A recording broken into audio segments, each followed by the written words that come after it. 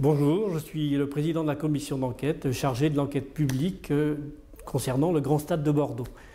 Alors vous avez sur cette table le détail de l'étude d'impact. Que ce soit à Bruges, à Blanquefort, à Bacalan ou encore à la Cube, les 3 commissaires d'enquête nommés par le tribunal administratif vont se relayer pour y assurer des permanences.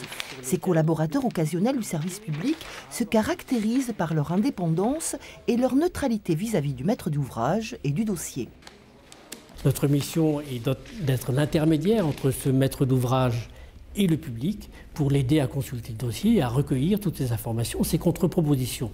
Notre première mission sera donc de transcrire les observations, d'en faire la synthèse, avant de porter un avis dans un deuxième temps sur le projet tel que nous l'avons ressenti à la suite des rencontres du public.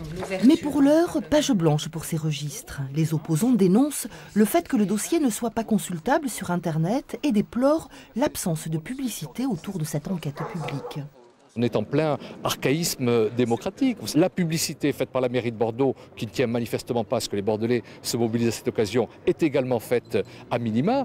Donc on a vraiment des craintes légitimes. Et donc c'est la raison pour laquelle on demande très solennellement à tous les Bordelais d'aller participer, d'apporter leur contribution citoyenne à ce projet. Après, on a peur que ce soit un peu tard. On ne peut pas dire qu'on ne parle pas du nouveau stade à Bordeaux. Je dirais que même les opposants en parlent aussi beaucoup. Donc ils participent à la publicité qui est à faire autour du nouveau stade et à la publicité d'enquête publique. Associations et citoyens pourront s'exprimer jusqu'au 16 avril inclus.